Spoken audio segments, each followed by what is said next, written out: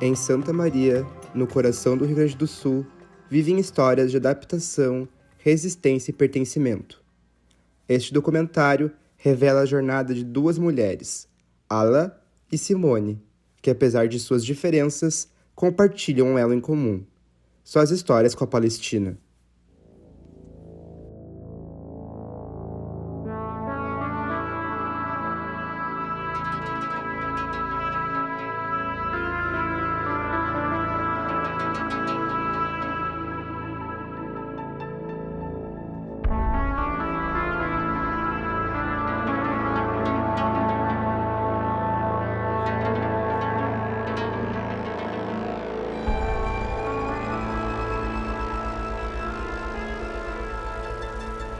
Meu nome é Ala Ziad, uma mulher árabe palestina muçulmana. Eu já fiz aqui 10 anos. Eu casei com um homem árabe brasileiro. Ele nasceu aqui no Brasil, Rio de Janeiro.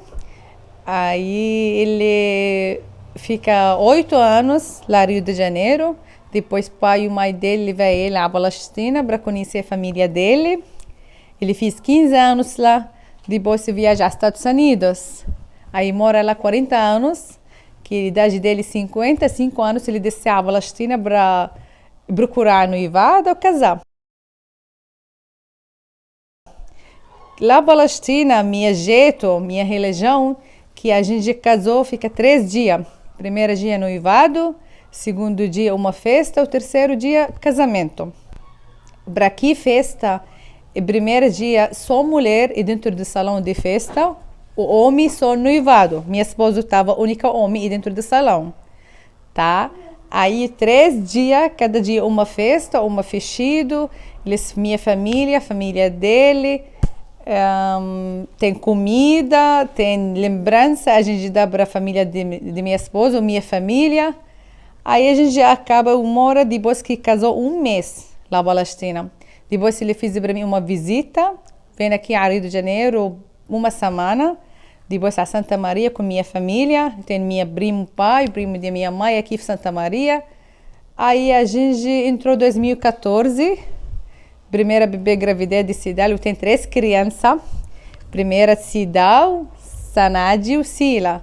Cidal, a idade dela é agora 10 anos. Porque eu nasci aqui no Brasil, em Porto Xavier, e aí eu fui pequenininha para Palestina, com 4 anos de idade. E eu fiquei lá até os 9 anos de idade, né? Então, eu me alfabetizei lá na Palestina, eu comecei a entender, né, o meu eu como um sujeito, a minha cultura, onde eu estava habituada lá na Palestina. Então, eu sempre falo que, né, apesar de eu ter nascido aqui no Brasil, é como se eu fosse primeiro Palestina e depois brasileira, né? Então, o local de nascimento, ele, né, quando tu tem contato com outras culturas, ele passa a ser secundário, né? Porque tu se identifica enquanto tu tá se constituindo enquanto um sujeito, né? Então, eu primeiro me considero que eu compreendi sobre as coisas, né, enquanto estando lá na Palestina, enquanto uma mulher, né, uma criança, enquanto palestina. E depois, né, eu retornei para o Brasil, porque a ideia era, o meu pai tinha loja aqui, né, loja familiar, os palestinos têm muito esse costume, né, do comércio. E a gente tinha loja e casa em Porto Xavier. Mas a ideia sempre foi a unificação familiar. Então, como todos os meus familiares estavam na Palestina, né, minhas irmãs, meus avós, meus tios, primos, todo mundo, a ideia era a gente vender tudo que a gente tinha aqui, casa, loja, e retornar para a Palestina, né? Então a gente fica 4 anos lá, eu retorno aqui para Porto Xavier. Eu lembro que a minha mãe estava com meu irmãozinho pequeno, meu irmão que nasceu lá, o Mustafa, nasceu com 1 aninho e pouquinho, né? Daí a gente veio pra cá. E ele veio pequenininho e a minha mãe só ia trazer ele, porque a ideia era ficar 1 ano aqui no máximo, em Porto Xavier, vender todas as coisas e retornar. Só que eu ainda era criança, né? E aí eu fiquei chorando, assim, 1 semana, eu lembro, pra minha mãe me trazer junto, né? Porque, não sei, parecia que eu tava sentindo alguma coisa, né? Não sei. Aí ela me traz junto, né? A gente volta, vende casa, vende loja, tudo que a gente tinha em Porto Xavier e, tipo, meio que encerra esse ciclo do Brasil, né? Encerraria esse ciclo pra gente ficar lá na Palestina com todo mundo. Só que aí o que acontece, né? Como Israel, né, a Palestina vive um momento, né, há muito tempo já, há mais de 76 anos, vive um momento conturbado, conflituoso, né, agora marcado por um episódio de genocídio, que eles não querem é deixar os palestinos retornarem para terra, né, que a gente chama de terra palestina. E aí nesse momento dá um problema com o visto da minha mãe quando a gente retorna, porque ela ficou aqueles 4 anos lá. E eu não sei, deu algum problema, não sei se ela não renovou por falta de informação, mas deu um problema só no visto dela, né? E aí eles complicam muito com isso e não deixam a gente ingressar. E aí o que acontece? A gente já tinha vendido tudo, então vocês imaginam. A gente ia voltar para o Brasil e ficar onde? A gente vendeu casa, vendeu, né, loja, tudo. E a ideia era lá, eu já estava olhando meu tio lá do outro lado com uma van para nos esperar. Tava esperando lá a gente abanou pra ele e tudo, tipo, já vamos, né? E aí, os israelenses complicaram com a nossa chegada lá e não deixaram a gente ingressar. Meu pai ficou um dia inteiro, assim, negociando com eles. Aí, no final daquele dia, né, meu tio já foi embora, meu irmão chorando, com fome, que queria ir pra casa. Imagina uma criancinha, um bebezinho lá naquele estresse, né? E eu criança, olhando tudo aquilo com medo. Aí, eles nos colocaram numa salinha do aeroporto. Uma salinha, eu lembro que tinha beliches, um banheiro, assim, e um monte de câmeras. Então, tipo, privacidade zero, câmera até no banheiro, assim. E eu lembro disso, criança, eu olhava para aquilo ali. E aí nos deixaram lá, uma noite, virado o dia inteiro, meu pai tentando negociar pra gente entrar pela Jordânia, tentar outra rota, e eles não, né? Não sei na cabeça deles o que eles acharam que a gente iria fazer, né? Uma família com 2 crianças, né? Um bebê e uma guriazinha de 9 anos. E aí a gente ficou naquele estresse todo e não deixaram a gente entrar. Daí a gente foi deportado, né? Tanto que eu deixei ali separado o carimbo de deportação de Israel, né? Do Estado de Israel, que eles não deixaram a gente entrar. Vou falar das coisas boas, né? Das coisas mais marcantes, assim, que eu lembro era quando a gente ia colher azeitonas. Era a época de colher azeitonas e a época do Ramadã, que é a época de festa, que as crianças ganham doce, ganham dinheiro. Então eram as coisas mais felizes, assim, e que mais marcantes, né, que eu lembro. A época de colher azeitonas, assim, tem toda, né, uma época lá do ano que as famílias, elas se reúnem e elas vão para esse lugar colher azeitonas. A gente faz meio que um acampamento. Aí, óbvio, né, para as mulheres, para os homens maiores que vão, é trabalho, né? Eles vão colher, a gente, né, tira as azeitonas, depois faz a secagem. Depois eu mostro uma foto para vocês da minha tia, né, nesse momento de colheita das azeitonas. E aí as crianças vão ficar ali, tipo, passeando, se divertindo naquele meio do mato, assim, né, porque a gente vai num lugar onde tem as plantações e leva lanches e, né, brinca. Então era um momento muito feliz, assim, que eu me recordo, né. E a outras coisas era a época do Ramadã, né? Que é uma época sagrada, é como se fosse o Natal, né? Para os árabes, para os muçulmanos, principalmente. E lá, né? As crianças, obviamente, não são obrigadas a fazer, né? Faz quem quer, ninguém é obrigado a fazer, né? Quem é muçulmano, quem acredita naquilo faz. E eu fazia às vezes não, né? Às vezes não tava afim, criança. E aí era muito legal a gente ficar esperando para comer, então tinha todo aquele ritual da gente ouvir a oração, a gente ficar esperando ansiosa, a gente comer a tâmara primeiro, depois fazer, né, a janta, da gente acordando de madrugada para comer, porque no outro dia, né, tu tem que comer enquanto não tem sol, né, a ideia. E aí no final desse mês do Ramadã, a gente vai e faz um dia de festa, assim, né, daí a gente faz um monte de doce, as famílias recebem visitas, os parentes te dão dinheiro, e aí tu come doce. É um momento muito feliz, assim, de celebração, né? Então essas são as coisas mais marcantes, assim, né? A comida eu não preciso nem falar, porque pra mim é a melhor comida. Eu ainda tento manter alguma coisa aqui de tempero, assim, mas é muito difícil, né? Porque não é a mesma coisa. Tu vai, assim, numa família palestina, quando ela tá cozinhando com aqueles temperos todos, que veio lá da Palestina, é uma outra comida. Eu tentando fazer aqui, às vezes mata a minha saudade um pouco, mas, né, nunca vai ser igual, assim, né, pra mim. Aí pela Palestina a gente vai abrir outra parte, porque a guerra de Palestina, pessoal, ela não começa dia de outubro. Ela é guerra bem antiga, tipo uma pressão, uma panela pressão, a gente doenta, uma vez tá explodir. Não tem nada grupo de Hamas, o grupo de Israel. Aqui, guerra lá bem antiga. Eu moro lá, eu estudo lá. Eu termino 4 anos de faculdade lá, enfermeira. Mesmo dia que queria casar com minha esposa, queria assinar contrato para trabalho lá no hospital. Aí ele falou para mim para escolher um casamento, viajar ao Brasil ou fica aqui, Palestina. Para todo mundo lhes pensa que Palestina vem aqui ao Brasil e fugida. Eu não fugi de nada. Eu tenho um passaporte árabe palestino, eu tenho unidade, cidade, que é o nome dela? Entidade de brasileira. Eu quase vai ganhar um passaporte brasileiro e agora fiz uma prova. Eu consegui ler, eu consegui falar, minha criança me ajuda bastante. Eu tenho uma minha tia brasileira, eu conheci ela aqui em Santa Maria mesmo, ela me ajuda bastante. Eu nunca tiro curso ou uma aula brasileira para aprender. Eu sempre entendi a minha lancharia. Eu tenho uma lancharia árabe aqui em Santa Maria. Já fiz, e agora 25 de novembro, a gente vai completar 11 anos, né, amigo?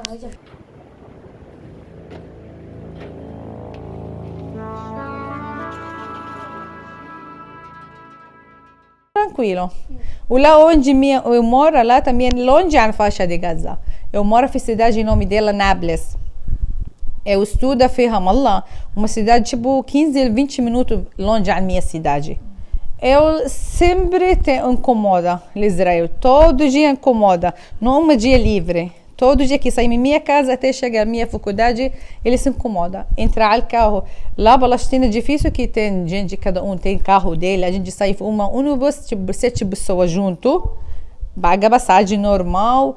Cada, tipo, 5 minutos, 10 minutos, passa uma... شو اسمها السودان؟ بساجي لا مش البساجي الزلمه بوقفنا الجنود اللي pergunta para nós aonde você for mostra a minha comunidade مش الموتورista não o judeu cada tipo minutinho eles têm judeu pergunta para nós aonde foram aonde ir tá se tá com a passagem tudo em dia, se já pagou tudo pro motorista. E aí um dia, né, aí começam as coisas não tão legais que eu lembro da Palestina, né, que era principalmente com relação à guerra, né, de Israel, que Israel faz com a Palestina há tanto tempo assim, né, essa ocupação que existe, essa violência do Estado de Israel, né, ainda na Palestina. Eu lembro que um dia a gente estava na aula normal e aí deu o toque de recolher. E o toque de recolher, assim, é uma coisa super comum lá na Palestina, né? Quando tu vive em um lugar que tá em guerra, né, o lado dominador, ele faz o toque de recolher e a ideia é que todo mundo vá para casa, o comércio feche, a cidade vire um fantasma porque eles vão ocupar aquele território por algum motivo, né? E isso acontecia, assim, com muita frequência. Olha que Betúnia é um lugar relativamente menos violento que outros lugares, como a faixa de Gaza, por exemplo, né? Mas em todo o território palestino tem isso. E aí deu o toque de recolher e aí as professoras imediatamente mandam os alunos para casa, né? E eu sempre voltava com as minhas irmãs, porque a gente estudava junto. Nesse dia foi muito rápido, deu muita correria de criança e eu me perdi delas. E eu criancinha, né? No meio do toque de recolher. Então vocês imaginem o desespero que foi pra minha família, né? E aí eu fui e, né, consegui chegar até a rua ali da minha casa. E aí eu me abriguei no mercadinho da esquina, do senhor lá que tinha um mercadinho na esquina, porque os judeus já estavam, né, os israelenses já estavam ali fazendo começaram a entrar com os tanques, com os jipes, então uma criança andando sozinha seria muito perigoso, né? E eu tive que ir me recolher nesse mercadinho. E aí o senhor super querido, né, me deu chocolate, me deu um monte de coisa, só que a minha família tava desesperada, né, porque eles acharam que tinha acontecido alguma coisa comigo. E aí naquele momento, né, eu vi assim o quanto, né, aquilo me impactou, o quanto era violento, o quanto, né, eles estão nem aí, assim, né, os israelenses, soldados israelenses, eles não poupam criança, não poupam mulher, não poupam nada, né, pra eles é palestino, tu vai ser tratado igual um animal, sabe? Independente se tu é criança, se tu é mulher. Então, né, eu percebi, assim, o quanto violento e injusto era isso com os palestinos, sabe? Porque a gente não fazia nada, né? E isso acontecia com uma frequência, assim, né? Uma vez estava apontado um tanque de guerra para minha casa, né? A minha casa era alta, assim, tinha 2 andares e estava apontada ali, né, porque eles estavam, não sei, fazendo alguma investigação, era um ponto alto da cidade, tinha um tanque apontado para nossa casa, e aí eu lembro que a minha família se organizou tudo e levou as crianças para debaixo da escada, porque se acontecesse alguma coisa, se a nossa casa fosse bombardeada, a gente estaria relativamente seguros debaixo da escada, sabe? E aí, né, eu lembro daquele momento, assim, como foi um misto, né, porque tinha muitas crianças com os meus primos e tudo, e a gente ficou brincando ali, né, no meio daquele caos que estava acontecendo, mas eu lembro de ver, né, os meus pais, os adultos ali super preocupados com aquela situação, assim, né, então eram coisas que me marcaram muito, assim, da questão né, da guerra israelense, que israelense faz com os palestinos, é uma das coisas mais marcantes, assim, que eu tenho, sabe?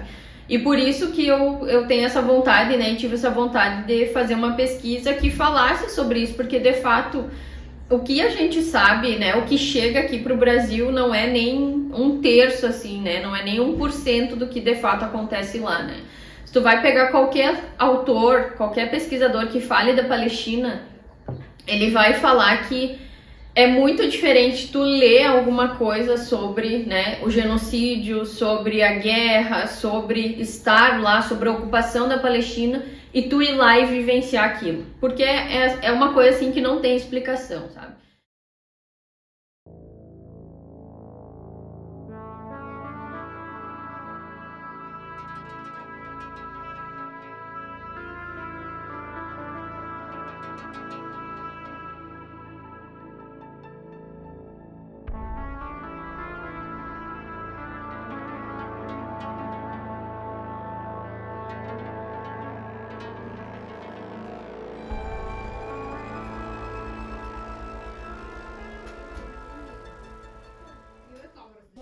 Como que tu faz para ensinar a cultura para eles? Para minha criança, eu falo com ele, eu falo com ele em árabe. A gente, não sei que você conhece, tem mês de Ramadã, jejum para nós. Eles 2 parabéns para eles já consegui. Aqui eu acho que 3º ano, já fiz com nós. Eles conseguiram terminar um mês inteiro, 30 dias, de 6 da manhã até 6 da noite. A gente assinou para eles que nem fiz isso. Eu dava tipo um presentinho que a gente conseguiu fazer um mês das 6 da manhã até 6 da tarde sem comer. Sem água? Sem água, sem comer, sem nada. Aí depois das 6 a gente pode comer. Liberar. Eles primeiro acham difícil de a escola precisa avisar eles, porque todo mundo estranha como é que se dá o saná de nós sair ao refeitório para comer junto. Eu avisei ele para a professora deles, o diretor também. E agora, ano passado aqui, anos nada, né? Quem fala com nós, eles ficam no refeitório 20 minutos, há quanto tempo que eles comeu? 10 minutos. 15? 15 minutos, que sabe. Eles saem, o colega para comer, aproveita, eles ficam dentro do turma, porque eles não podem, outro gente olha que ele está comendo, minha criança não come. Mas ele deve estar, é bom. A gente já se adaptou com isso. Eu também, eles rezam, جيب التبتش فرجيهم إياها, tem uma tabete para a gente reza, فرجيهم إياها, peguei ela. O nome dela é Sijade. A gente, nome dela aqui, Sijade. A gente reza para dia, para muçulmano, para minha religião, 5 vezes para dia. Tem horário 5 da manhã, tem outro horário meio-dia, terceiro horário 4 da tarde, 4 horário 7 da noite, o último horário 10 da noite. Cada vez que a gente reza, precisa... Pode falar, Sanat, como é que você reza? Como é que reza? ما تفوت على البانيير كيف في أجلس كي رeza. احكي لهم تتوضأ شو اسمه الوضوء. الوضوء يا أما احكي علي صوتك. A gente lava. Toma banho para se lavar todo e depois a gente... علي صوتك. como é que lava mão وبوكا ونريز. احكي له como é que تتوضأ لما تتوضأ مع Quando أبوك. a gente vai lavar o nosso pé, a gente sempre começa a lavar com a direita, depois Três, com a três. esquerda. 3 vezes Mão. na direita e 3 vezes na esquerda. Boca. A gente lava a boca, lava o rosto. 3 vezes cada 3 vez. vezes cada vez. A mão a gente também lava 3 vezes. Olha a câmera, linda.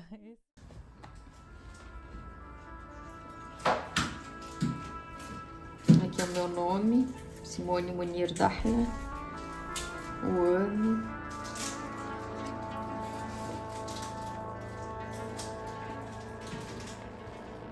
Tem outros documentos. Mas eu acho que eu não me sinto também, né, pela questão dos meus fenótipos, né? Se tu me olha rapidamente, sim, tu não vai falar que aquela pessoa é árabe. Não tem os fenótipos tão carregados de uma pessoa árabe, né? De uma mulher árabe, eu não uso hijab. Então eu acredito por isso não tenha esse impacto tão grande. O meu nome também, né? O meu nome é Simone. Então, Simone, ok. Qualquer lugar do mundo tu não vai falar, ela é árabe. Agora o meu sobrenome, assim, aí ele me entrega, né? Que eu sou árabe de algum lugar, né? Simone Munir Dahla. Então, né, aí as pessoas já perguntam, tu é da onde? Tu é árabe, né? Então daí sim. Mas eu não tenho essa questão de causar um estranhamento que outras mulheres palestinas podem ter, né, na sua vivência, de usar o hijab, de ter um fenótipo mais carregado, né? Minhas tias, elas têm um fenótipo muito mais que remete a uma pessoa árabe, né? Um nariz maior, um pouquinho mais para baixo. O meu já é um pouquinho, se eu rir ele fica mais. Mas eu ainda passo porque eu tenho muito essa mistura de brasileira com árabe, sabe? Então pra mim nunca foi um choque assim, né? Obviamente no colégio, né, tem a questão de bullying, que se tu vai falar com qualquer pessoa que ela é árabe, ela vai passar por esse episódio. Ai, mulher bomba, ai, não sei o quê. Mas eu sempre fui muito tranquila com essa questão porque eu não ligava, sabe? Se fosse outra pessoa, né, que tivesse né, algum problema com isso, provavelmente ela sofreria mais, né? Então eu sempre consegui me defender, assim, sabe? Eu não ligava, né? Ou falavam brincando, sempre tive, né? Fui muito simpática, tive muitos amigos e coisa, então eles me defendiam também, né? Se alguma coisa acontecia, assim. Então eu não tive muito essas questões, né? Mas como eu posso falar pela minha pessoa, né? A minha identidade, a minha constituição. Outras mulheres provavelmente passam por outras questões e passam, né? Como eu vi na minha tese, assim, por questões de xenofobia e preconceitos por serem árabes.